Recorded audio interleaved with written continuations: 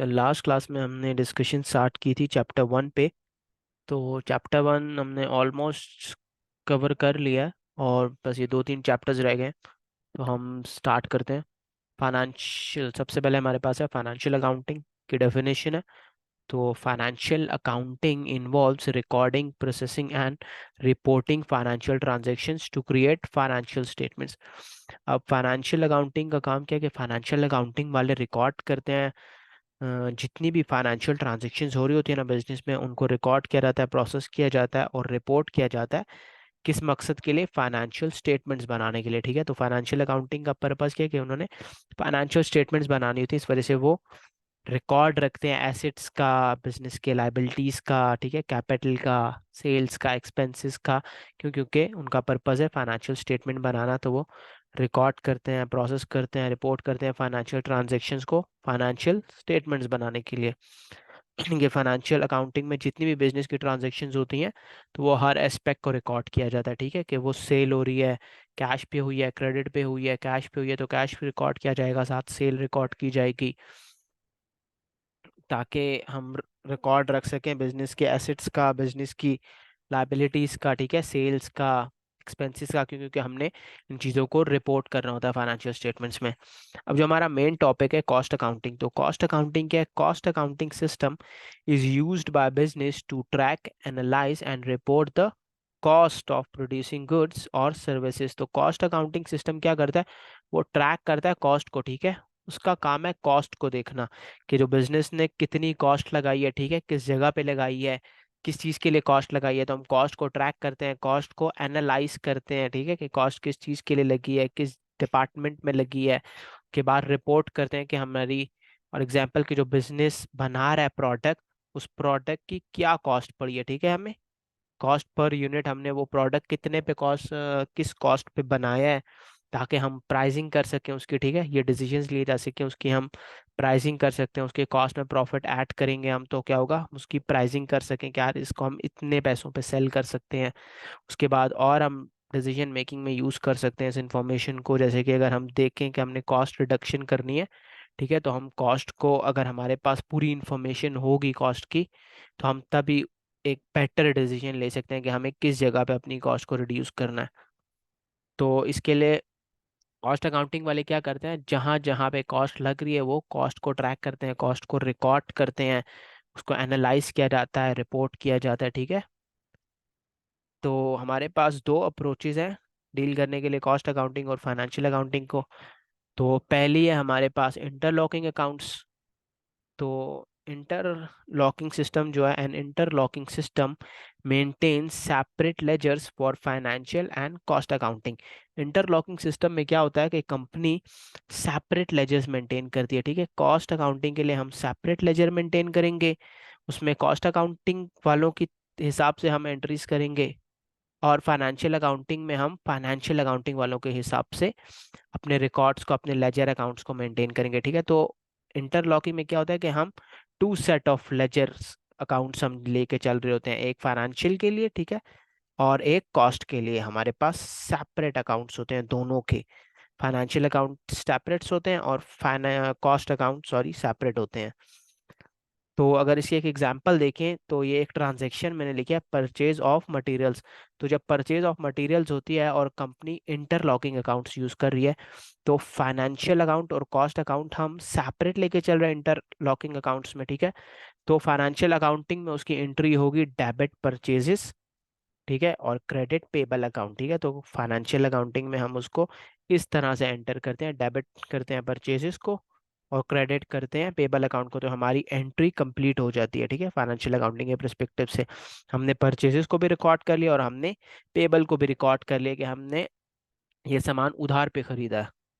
उसके बाद cost accounting वालों का काम क्या है? कॉस्ट अकाउंटिंग वालों का काम है सिर्फ और सिर्फ कॉस्ट को रिकॉर्ड करने से। ठीक है, कि कितनी कॉस्ट इनकर की है, कॉस्ट अकाउंटिंग वालों का काम सिर्फ कॉस्ट को रिकॉर्ड करना है। तो इस वजह से कॉस्ट अकाउंटिंग में हम एंट्री करते हैं डेबिट मटेरियल अकाउंट। ठीक है, कि हमने मटेरियल खरीदा, ये कॉस्ट हमारी लगी है मटेरियल खरीदने पे, तो हम डेबिट मटेरियल अकाउंट को करेंगे। और हम क्रेडिट करते हैं, अब कॉस्ट लेजर अकाउंट में हम क्रेडिट इसलिए करते हैं क्योंकि डबल एंट्री के जो प्रिंसिपल हैं उसके अकॉर्डिंगली हमें हर ट्रांजेक्शन को जब रिकॉर्ड करना है ना, तो हमने डेबिट भी रिकॉर्ड करना है और क्रेडिट हमने दोनों रिकॉर्ड करने हैं। तो इस वजह से हम एक इमेजिनरी अकाउंट ओपन करते हैं, कॉस्ट लेजर कंट्रोल अकाउंट, और हम एंट्री पूरी करने के लिए credit cost ledger control account में कर देते हैं, ठीक है। क्योंकि हम सिर्फ डेबिट नहीं कर सकते, हमने डेबिट करके कॉस्ट तो रिकॉर्ड कर लिया, ठीक है। कॉस्ट अकाउंटिंग वालों का क्या काम है कि वो ट्रैक करते हैं, कॉस्ट को रिकॉर्ड करते हैं। हमने डेबिट करके कॉस्ट रिकॉर्ड कर लिया, लेकिन क्रेडिट हम करेंगे कॉस्ट लेजर अकाउंट में, ताकि हमारे पास जो डबल एंट्री बुक कीपिंग के प्रिंसिपल्स हैं हम उन्हें ठीक तरीके से फॉलो करें, हम एंट्री को पूरी करें। तो एक इमेजिनरी अकाउंट खोला जाता है कॉस्ट अकाउंटिंग में। तो इंटरलॉकिंग अकाउंट में इस तरीके से हम चलाते हैं, अलग अलग फाइनेंशियल अकाउंट्स अलग, कॉस्ट अकाउंट अलग, हम दोनों को सेपरेटली मेंटेन करते हैं। उसके बाद जो दूसरी अप्रोच है वो है इंटीग्रेटेड अकाउंट्स। इंटीग्रेटेड अकाउंट्स में क्या होता है? Integrated accounts are set of accounts in which the cost accounts and the financial accounts are combined in one system.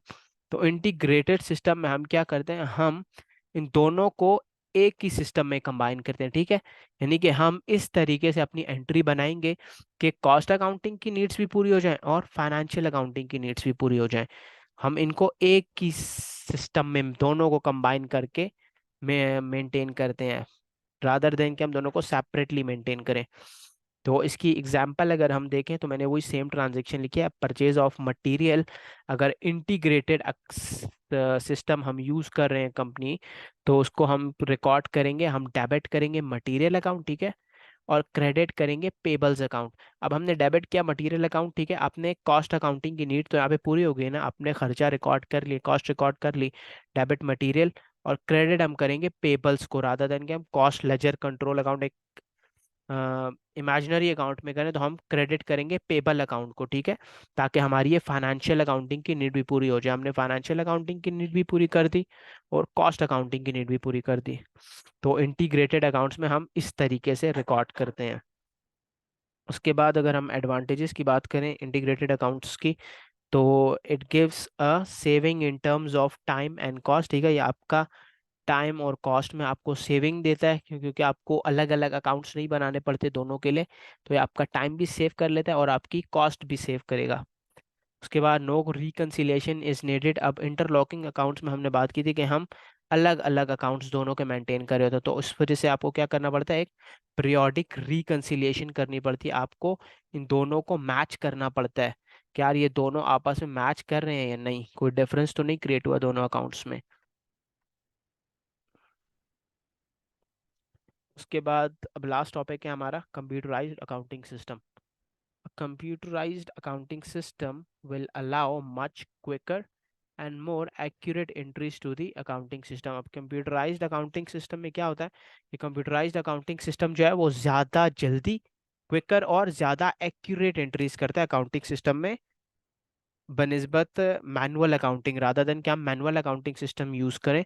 तो हम कंप्यूटराइज्ड अकाउंटिंग सिस्टम क्या करता है, ये हमें ज़्यादा जल्दी काम करके देता है और ज़्यादा एक्यूरेट काम करके देता है computerised accounting system. Computerise accounting system जो है ये फॉलो करता है एक डेटा प्रोसेसिंग साइकिल को। यानी कि आप जब सिस्टम में इनपुट करते हैं ना डेटा को, ठीक है, आपने सिस्टम में डेटा इनपुट किया तो ये ऑटोमेटिकली प्रोसेस करता है, ठीक है। कंप्यूटराइज सिस्टम उसको ऑटोमेटिकली प्रोसेस करेगा, जिस जिस रेलिवेंट अकाउंट्स में अपडेट करने हैं वो ऑटोमेटिकली उन अकाउंट्स को अपडेट करेगा, ठीक है। यानी कि आपको मैनुअली कुछ नहीं करना पड़ेगा, ये आपको सिर्फ डेटा इनपुट करना है और कंप्यूटर ऑटोमेटिकली आपको जहाँ जहाँ पे जिन जिन अकाउंट्स को अपडेट करना है वो आपको ऑटोमेटिकली अपडेट करके देगा और आपको आउटपुट जनरेट करके देगा। यानी कि फॉर एग्जांपल आपको कोई कस्टमर को ऑर्डर आता है आपके पास, तो आप उसको इनपुट करेंगे उस ऑर्डर की डिटेल्स को सिस्टम में, और सिस्टम ऑटोमेटिकली अपडेट कर देगा। यानी कि वो एक सेल रिकॉर्ड करेगा, उसके बाद वो रिकॉर्ड करेगा कि आपने उसको कैश पे खरीदा है या क्रेडिट पे खरीदा है। यानी कि वो जहाँ जहाँ पे रेलिवेंट अकाउंट्स होंगे उनको अपडेट भी करेगा और उसके बाद वो आउटपुट भी जनरेट करेगा, यानी कि वो आपको एक इनवॉइस भी बना के दे देगा उस ऑर्डर के लिए, ठीक है। तो ये डेटा ऑपरेटिंग साइकिल है। उसके बाद हमारे पास डेटा प्रोसेसिंग की टाइप्स हैं। डेटा प्रोसेसिंग की हमारे पास दो टाइप्स हैं, एक है बैच प्रोसेसिंग और दूसरी है रियल टाइम प्रोसेसिंग। अब बैच प्रोसेसिंग में क्या होता है, बैच प्रोसेसिंग में आप ट्रांजैक्शंस को क्या करते हो, आप जितनी भी ट्रांजैक्शन हुई होती है ना उनको एक बैच में लेते हो, ठीक है, यानी कि आप उनको ग्रुप करते हो, और आप जैसे कि सारा दिन की ट्रांजैक्शंस है ना उनको ग्रुप करके और उसके बाद एंड पे आप उनको इकट्ठा प्रोसेस करते हो, ठीक है। यानी कि जिस वक्त ट्रांजैक्शन हो रही है आप उस वक्त प्रोसेसिंग नहीं करते डेटा की, उस वक्त आप उस ट्रांजैक्शन को प्रोसेस नहीं करोगे, आप उसको एक बैच बनाओगे, यानी कि से फॉर एग्जांपल 20 का बैच या 50 का बैच जब आपके पास वो जमा हो जाएगा सारा दिन का, तो आप उसको उसके बाद एक रेगुलर इंटरवल पे, डेली भी हो सकता है, वीकली भी हो सकता है, मंथली भी हो सकता है, आप उस रेगुलर इंटरवल पे उस ट्रांजेक्शन्स को प्रोसेस करेंगे, ठीक है, उस डेटा को प्रोसेस करते हैं। तो बैच प्रोसेसिंग क्या है, transactions are grouped and stored before being processed at regular intervals. तो इसका क्या है कि system will not always be up to date. Batch processing में क्या होता है, क्योंकि हम एक रेगुलर इंटरवल पे कर रहे होते हैं ना ट्रांजेक्शन को, कॉन्टिन्यूसली हम प्रोसेस नहीं कर रहे डेटा को, तो हमारा सिस्टम क्या होता है, it's not always up to date batch processing में। और दूसरी जो टाइप है वो हमारे पास है रियल टाइम प्रोसेसिंग। तो रियल टाइम प्रोसेसिंग में क्या होता है, transactions are recorded and updated continuously as they occur, ठीक है, जिस वक्त ट्रांजैक्शन रिकॉर्ड होती है आपको उसी वक्त वो सिस्टम अपडेट कर देता है, यानी कि कॉन्टिन्यूसली प्रोसेसिंग हो रही होती है, डेटा एंटर होता है और उसी वक्त वो रियल टाइम में प्रोसेसिंग हो रही होती है, उसी वक्त वो उसको प्रोसेस कर देता है। तो उससे क्या होता है कि आपका सिस्टम हमेशा अप टू डेट रहता है, ठीक है। जैसे कि फॉर एग्जांपल एक बैंक ट्रांजैक्शन आपको करते हैं, ठीक है, रात को भी अगर आप बैंक ट्रांजैक्शन करें, आप अपने फोन से कोई भी ऑनलाइन बैंकिंग के थ्रू आप कोई बैंक ट्रांजैक्शन करते हैं, ठीक है, या अपने डेबिट कार्ड के थ्रू करते हैं कहीं पे पेमेंट, तो क्या होता है आपको फौरन मैसेज आ जाता है कि आपके अकाउंट से इतने पैसे डिडक्ट कर दिए गए। तो ये क्या, ये एक रियल टाइम प्रोसेसिंग हो रही है, जैसे ही आपने ट्रांजैक्शन की उसी वक्त आपके अकाउंट को अपडेट कर दिया जाता है। उसके बाद बस ये लास्ट है हमारे पास, advantages of computerised accounting system. तो कंप्यूटराइज्ड अकाउंटिंग सिस्टम की एडवांटेजेस क्या है, एडवांटेजेस में सबसे पहले हमारे पास कि इट्स क्विकर देन मैनुअल, ठीक है, क्योंकि आप मशीन पे कंप्यूटर पे काम हो रहा होता है तो वो मैनुअली ज़्यादा डेटा जो है कंप्यूटर हैंडल कर सकता है, लार्ज वॉल्यूम ऑफ डेटा को हैंडल करता है और ज़्यादा एक्यूरेटली हैंडल करता है, क्योंकि कैलकुलेशन जो है वो ऑटोमेटेड हो रही होती हैं, वो मशीन कैलकुलेशन कर रहा होता है रादर देन कोई ह्यूमन करे, ठीक है। तो ह्यूमन एरर का चांस कम से कम होता है। तो कंप्यूटराइज अकाउंटिंग सिस्टम क्या है, वो क्विकर है मैनुअल से ज़्यादा और ज़्यादा एक्यूरेट है।